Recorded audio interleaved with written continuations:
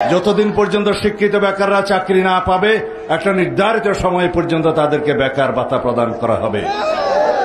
আমরা বেকারদের জন্য কর্মসংস্থানের কথা বলছি। আগামী সরকার বিএনপির সরকার হলে ইনশাআল্লাহ আমরা 1-1.5 বছরের মধ্যেই 1-1.5 কোটি জনগণের বেকারের কর্মসংস্থানের ব্যবস্থা করব ইনশাআল্লাহ। বিএনপি প্রতিশ্রুতি দেয়, প্রতিশ্রুতি বাস্তবায়ন করে। এই দেশের স্বাধীনতার দল হলো বাংলাদেশ জাতীয়তাবাদী দল। বাংলাদেশ জাতীয়তাবাদী দল বিএনপি হলো এই দেশের স্বাধীনতার দল, মুক্তিযোদ্ধাদের দল, এই দেশের গণতন্ত্র রক্ষা করার দল, এই দেশের উন্নয়নের দল। আজকে বাংলাদেশে ফ্যাসিবাদ মুক্ত পরিবেশে, মুক্ত স্বাধীন নিরপেক্ষভাবে স্বাধীনভাবে উৎসবমুখর পরিবেশে ভোট দেওয়ার অধিকার প্রতিষ্ঠা হয়েছে। 16-17 বছর যাবৎ এই ভোটাধিকার প্রয়োগের জন্য বাংলাদেশের মানুষ সংগ্রাম করেছে। ফ্যাসিবাদের বিরুদ্ধে, অগণতান্ত্রিক শাসনের বিরুদ্ধে, অপশাসনের বিরুদ্ধে। ফ্যাসিবাদের পতন হয়েছে, স্বৈরাচারের পতন হয়েছে।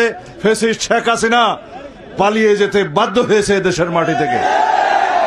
বিএনপির প্রতিশ্রুতি, আমাদের শপথ, বিএনপির শপথ, বাংলাদেশের মানুষের অধিকার প্রতিষ্ঠা হবে, গণতান্ত্রিক বাংলাদেশ প্রতিষ্ঠা হবে, আইনের শাসনের বাংলাদেশ প্রতিষ্ঠা হবে ইনশাআল্লাহ।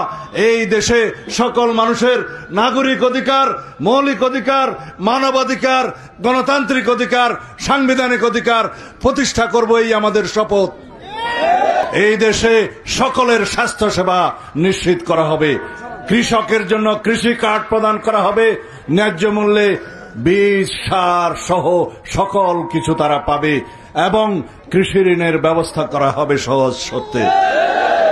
এই দেশ হবে প্রত্যেকটা নাগরিকের স্বাস্থ্য সেবা পাওয়ার বাংলাদেশ। কোন ব্যক্তি, কোন নাগরিক বিনা চিকিৎসায় মৃত্যুবরণ করবে না ইনশাআল্লাহ।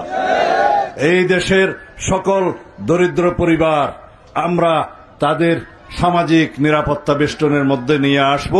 তাদেরকে পারিবারিক কার্ড অর্থাৎ ফ্যামিলি কার্ড দেয়া হবে। তাদেরকে বিনামূল্যে সকল নিত্য প্রয়োজনীয় দ্রব্য, চাল, ডাল সহ সকল কিছু প্রদান করা হবে ইনশাআল্লাহ।